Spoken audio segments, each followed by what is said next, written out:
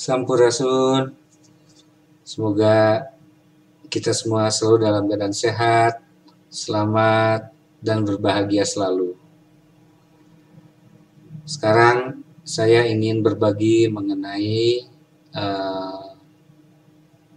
cara berkomunikasi dengan para leluhur untuk meminta bantuan, untuk meminta tolong apabila kita sedang dalam keadaan tidak baik-baik saja atau dalam keadaan banyak masalah.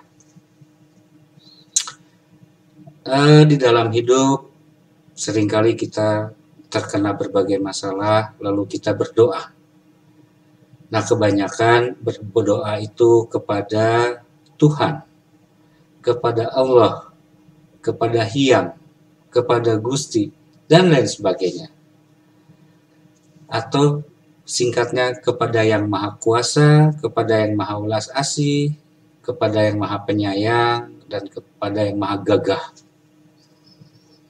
Begini, Tuhan, Allah, Hyang, atau apapun sebutannya, sudah tidak akan memberikan apa-apa lagi kok. Karena, tanda petik, beliau sudah memberikan segala-galanya kepada kita di dalam ruang kebumian ini. Sehingga segalanya sudah cukup, apalagi sih yang kurang? Kan yang bermasalah kita. Hasil dari apa? Dari pikiran kita.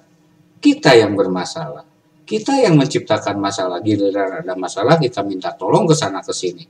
Dan yang gak kira-kira, minta tolongnya langsung kepada Yang Maha. Boleh? Boleh. Bagus kok itu. Enggak ada salahnya. Sama sekali tidak ada salahnya. Tetapi di sini saya ingin mengajak untuk memahami tentang hubungan kita dan leluhur kita. Baik, begini. Tentu Anda percaya bahwa kita adalah makhluk energi. Hidup di dalam ruang energi. Maka energi itu ada hukumnya. Satu, sudah ada, masih ada, dan akan selamanya ada. Kedua, energi itu abadi, dia tidak bisa dimusnahkan. Energi bisa berpindah, dan energi bisa berubah. Nah, leluhur kita pun makhluk energi kalau begitu kan.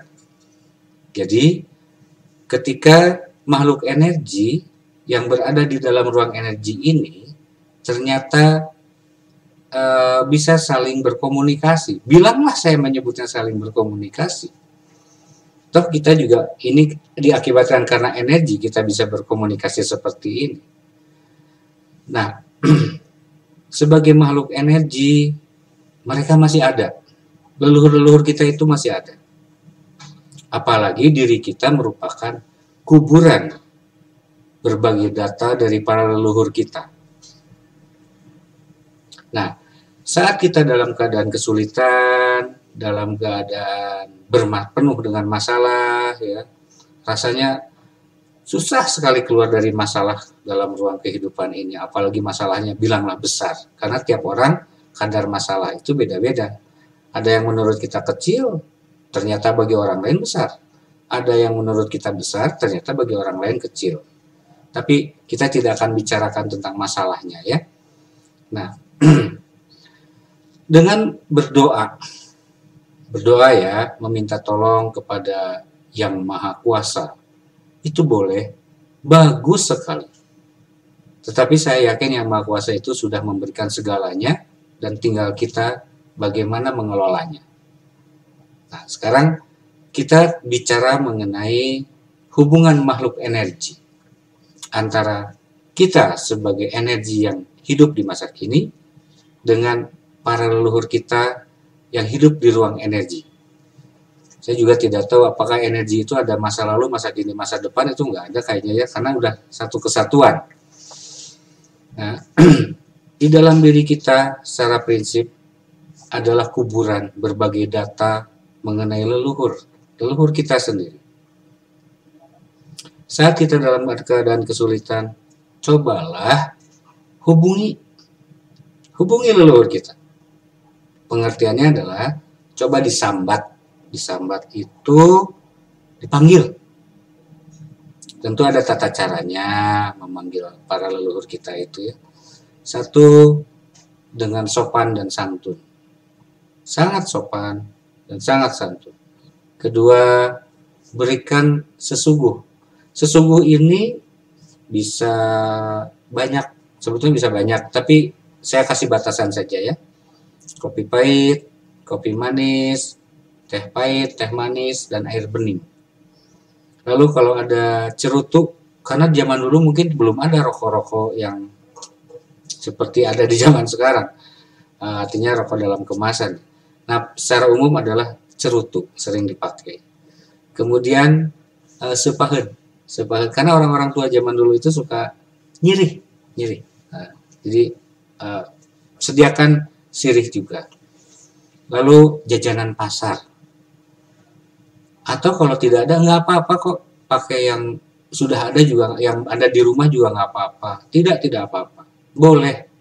Tidak ada pantangan, dan leluhur kita itu tidak menyusahkan. Namanya juga kita memberikan sesuguh. Kalau sesungguhnya nanti habis atau ngilang, itu bukan sama leluhur.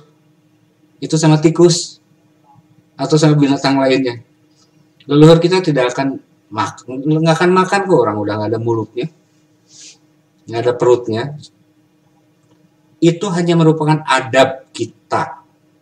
Adab kita selaku manusia ketika mengundang. Ya sama kalau kita mau mengundang seseorang ke rumah kita juga kan. Satu, kita bersihkan dulu rumahnya. Kemudian kita beres-beres. Lalu kita siapkan sesuguhnya. Entah itu berupa makanan, minuman, dan lain sebagainya. Lalu nanti ketika datang kita sambut dengan senyum dan sapaan yang menggembirakan. Nah, demikian juga saat kita dalam keadaan susah, kita coba memberikan sesuguh dan mulai mengingat. Maaf, bukan mengingat sih sebetulnya, mulai menyambat, disambat gitu ya. Disambat, sambut gitu. Kita mohon kepada mereka untuk hadir atas undangan kita. Oh iya, dalam berkomunikasi dengan leluhur, gunakanlah bahasa kita sendiri. Misal, saya orang dari Jawa Barat, bilanglah orang Sunda. Saya menggunakan bahasa Sunda. Kalau yang dari Jawa Tengah, gunakan bahasa Jawa Tengah. Pokoknya gunakan bahasa yang kita betul-betul mengerti dan betul-betul ada rasanya. Kita memahami apa yang kita ucapkan. Karena ketika bahasa dikeluarkan, sebetulnya satu, itu diakibatkan karena ada rasa tertentu yang sedang ingin kita sampaikan perasaan kita. Lalu naik ke otak. Oleh otak diterjemahkan menjadi kata-kata. Artinya otak kita mengerti tentang rasa kita. Lalu kita sampaikan. Boleh diucapkan, boleh juga tidak. Sebutlah di dalam hati, begitu ya. Padahal sebenarnya di dalam otak. Mau diucapkan, bagus. Sangat bagus untuk diucapkan itu agar kita mendengar apa yang sedang kita ucapkan. Kita betul-betul sedang menyampaikan keluh kesah kita. Kita tahu bahasanya bagaimana adabnya meminta tolong dalam bahasa kita. Jadi sopan santunnya dapat, getarannya dapat, ikatan emosionalnya dapat. Pakai itu. Jangan pakai bahasa yang kita tidak mengerti. Nanti kitanya bingung, kitanya juga tidak tahu ini benar nggak ya. Taunya salah lagi. Jadi gunakan bahasa milik kita sendiri. Mau pakai bahasa Indonesia? Bagus. Bagus. Mengerti kok mereka. Karena prinsipnya bukan apa yang keluar dari kata-kata kita, bukan sebetulnya. Tapi dari rasa yang diterjemahkan oleh pikiran. Getaran rasa, getarannya itu diterima oleh pikiran. Itulah bahasanya. Jadi mereka sangat memahami bahasa rasa. Itu yang paling penting. Lalu sampaikan keluh kesah kita. Apa yang jadi masalah di dalam hidup kita? Sampaikan. Apapun masalahnya. Ibaratnya seperti ini. Kalau kita punya cucu, ya, lalu cucu kita mengeluh kepada kita, Pak atau Bu atau kakek, nenek, saya tuh sedang susah sekali, saya bisa nggak minta tolong? Betapa bahagianya kita dimintai pertolongan oleh anak cucu kita ya, apalagi kita bisa membantunya. Kalaupun tidak bisa membantunya, kira-kira apa yang harus kita lakukan? Mungkin memberikan saran, mungkin membukakan jalan agar permasalahan itu bisa terbantu. Setidaknya seburuk-buruknya adalah memberikan semangat ya kepada anak cucu kita kalau mereka minta bantuan kepada kita. Kalau kita tidak punya apa yang dibutuhkan oleh mereka. Tapi ini satu rasa bahagia. Ternyata kita masih diakui bahwa kita itu masih ada. Itu contoh sebagai manusia. Demikian juga dengan mereka. Jangan dikira mereka sudah tidak ada. Mereka masih ada. Tapi sudah dalam bentuk energi yang tidak seperti kita memiliki tubuh. Mereka masih ada. Dan data-data mereka ada di badan kita. Kita adalah cucunya. Nah, untuk memanggil, mengundang mereka, boleh, akan sangat bagus kalau kita tahu namanya atau tahu gelarnya. Kalau tidak tahu, bilang saja. Misalnya, Eyang Sepuh, Eyang Anom, atau Eyang Pameget, Eyang Istri, atau Aki Kolot, Nini Kolot. Kalau kita tidak tahu namanya, kita boleh panggil itu.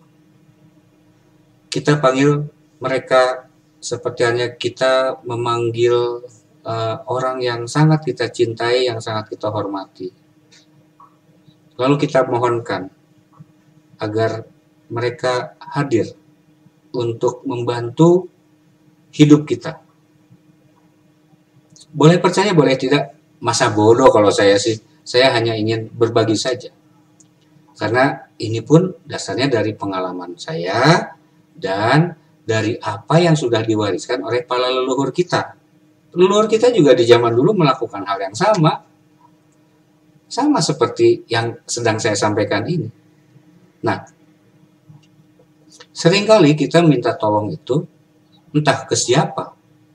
Bahkan kita sampai datang ke petilasannya, ke pasareannya, atau ke kuburan. Kenal juga enggak, saudara bukan, leluhur kita juga bukan, dan entah siapa. Dan kita pun mendengar nama yang bersangkutan, konon katanya. Mungkin juga karena dari juru kuncinya. Bayangkan kalau seandainya anak kita ada masalah. Mereka tidak meminta tolong kepada kita. Kita masih ada nih. Tapi meminta tolongnya kepada orang tua teman misalnya. Pada orang lain. Apa rasanya? Berarti kita sudah tidak dihargai. Rasanya tidak dihargai. Rasanya kita kok tidak berguna ya. Sampai anak kita tidak mau minta tolong kepada kita. Padahal kita bisa, kita mampu. Dalam menolong ini seringkali mungkin seburuk-buruknya kita memberikan semangat kepada mereka. Atau kita punya jaringan. Atau kita bukakan jalan melalui pikiran. Kita bukakan jalan. Bagaimana kalau begini, bagaimana kalau begini, dan seterusnya lah. Kemudian anggap ini sebagai contoh lagi ya, tentang tata krama dan sopan santun kita. Saat kita mengadakan sebuah perayaan yang menyenangkan sekali, kita pasti lupa kepada leluhur kita.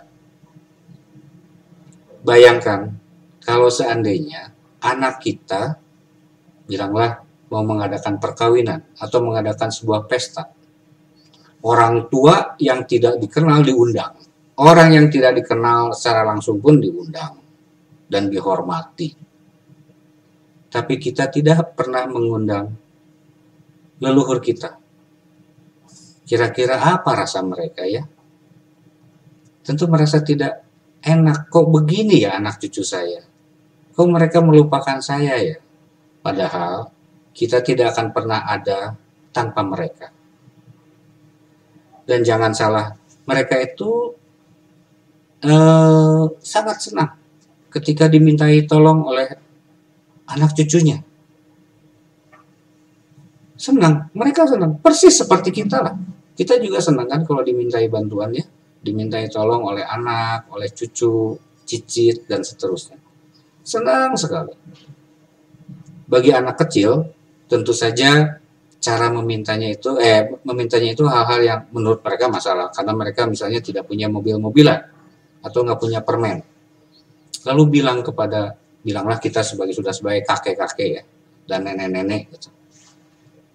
Lalu si cucu kita ini bilang, kayak saya pengen punya mobil-mobilan, kelihatannya masalahnya besar buat si anak itu. Tentu kita akan mati-matian berusaha sekeras mungkin agar bisa memenuhi keinginan anak atau cucu kita itu. Nah demikian juga dengan leluhur kita. Leluhur kita itu sangat baik dan menunggu disapa, menunggu diundang, menunggu saya masih berguna tidak sih buat kalian? Apa yang bisa saya bantu untuk kalian? Tapi kita seringkali lupa. Kita jauh lebih percaya pada seseorang yang konon katanya dulunya sakti, dulunya hebat. Lalu kita datang ke satu tempat tertentu dan memohon, meminta dengan cara yang adab dan sopan santunnya sangat luar biasa. Tapi kita melupakan bahwa kita pun punya leluhur yang darahnya mengalir dalam diri kita. Datanya hidup di dalam diri kita. Maka ketika kita memanggil, kita berkeluh kesah, itu jauh lebih cepat. Kenapa? Ya datanya ada di kita kok. Dan mereka juga sangat senang. Kenapa? Satu, mereka merasa senang karena diingat oleh anak cucunya. Kedua, mereka senang sekali karena dimintai pertolongan oleh anak cucunya. Dan seterusnya lah. Dan seterusnya. Jadi begitu banyak yang sudah kita lupakan. Bagaimana kita ini sebetulnya punya leluhur yang siap membantu kita. Mereka tidak terlihat. Betul, tidak terlihat. Tapi mereka adalah makhluk energi. Dan ingat, energi bisa dihubungi. Artinya energi itu bisa berpindah, energi bisa berubah, dan energi tidak bisa dimatikan. Nah, sebagai sesama makhluk energi, apalagi berdasarkan data ada pada diri kita, maka hubungan antar energi ini akan jauh lebih cepat. Jadi begitu ya. Jangan lupakan leluhur. Jangan malu minta pertolongan kepada leluhur. Leluhur kita adalah leluhur yang sangat baik dan mereka penuh dengan cinta kasih. Apalagi kepada kita sebagai anak cucunya. Maka pertolongan atau bantuan pun akan segera datang jauh lebih cepat ketimbang Anda pergi ke satu daerah, satu tempat, ke kuburan orang lain yang tidak dikenal. Coba hormati leluhur kita, ingat selalu kepada leluhur kita, dan ingatnya jangan kalau lagi susah saja, jangan sedang ada masalah baru ingat, lagi senang lupa. Maka tidak ada salahnya ketika kita gembira pun, kita mendapat sebuah kegembiraan yang luar biasa ataupun yang biasa, coba ingat kepada mereka. Perlu sajian sesuguh, kalau pakai sesuguh jauh lebih bagus. Tidak pakai sesuguh pun tidak apa-apa. Mereka tidak meminta itu kok. Itu hanya adab kita selaku yang mengundang. Dengan mengatakan terima kasih, bersyukur atas atas bantuan dari leluhur yang selama ini kita lupakan. Jadi cobalah tiap tiap menghadapi masalah, jangan hanya memanjatkan doa kepada pada Yang Maha Kuasa, kepada para dewa atau para batara, atau kepada orang-orang yang tidak kita kenal tapi kita tahu kuburannya ada di sana. Coba kita berkunjung kepada kuburan leluhur yang ada di dalam diri kita. Lalu kita panggil mereka, kita undang mereka, dan mintalah pertolongan kepada leluhur kita sendiri. Mereka akan datang dengan sangat cepat dan akan memberikan jalan yang terbaik buat kita. Demikian yang bisa saya sampaikan. Semoga paparan yang tadi dapat menjadi bahan perenungan buat kita semua, menjadi bahan diskusi di antara kita, terutama pada diri pribadi ya. Apakah kita sudah lupa pada leluhur kita, atau kita masih ingat setiap saat pada leluhur kita? Apakah kita menghormati leluhur kita, ataukah kita melupakan dan membenci leluhur kita? Saya kira bangsa yang beradab adalah bangsa yang menghormati leluhurnya. Maka tidak ada salahnya meminta bantuan kepada mereka. Walaupun mereka sudah tidak punya tubuh, tapi mereka adalah energi. Demikian, terima kasih atas perhatiannya. Semoga paparan saya berguna. Rahayu, rahayu, rahayu.